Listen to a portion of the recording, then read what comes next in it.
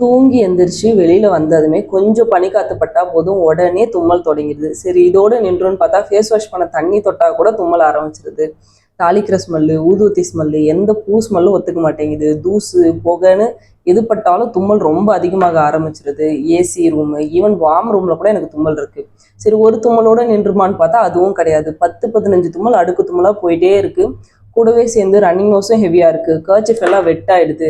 கண்ணில் அரிப்பு, மூக்கில் அரிப்பு, கண்ணெல்லாம் செவந்துருதுன்ற அளவு சிரமப்படுற நிறைய பேஷண்ட்ஸ் பார்த்துருக்கோம்.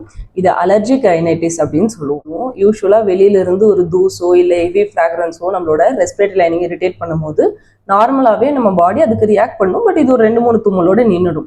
பட் அப்படி இல்லாமல் இந்த கண்டிஷனில் நம்ம பாடி எக்ஸாஜரேட்டட் ரியாக்ஷனை கொடுக்கும். வழக்கத்தை விட அதிகமாக ரியாக்ட் பண்ணும். அதனால தான் நமக்கு இந்த மாதிரி அடுக்கு தும்மல் தொந்தரவு வருது. கம்ப்ளைண்ட்னால காலேஜில், ஆஃபீஸில், ஈவன் ஒரு பப்ளிக் கேதரிங்கில் கூட கம்ஃபர்டபுளாக இருக்க முடியல. தினமுமே இதுக்காக ஆன்டிஅலர்ஜிக் டேப்லெட் எடுத்துட்டு இருக்கீங்க. ஒரு நாள் எடுக்கலனா கூட அந்த நாளே டிஸ்டர்ப் ஆயிடுதுன்னு கஷ்டப்பட்டுட்டு இருக்கீங்கன்னா ஹோமியோபதியில் அலர்ஜிக் ரைனைட்டிஸ்க்கு ரொம்ப நல்ல ஸ்கோப் இருக்குது. ஹோமியோபதி மெடிசன்ஸ் மூலமாக இந்த கம்ப்ளைண்ட்டை ரொம்ப நல்லா சரி பண்ண முடியும். பயன்பெற்றுக் கொள்ளுங்கள். நன்றி.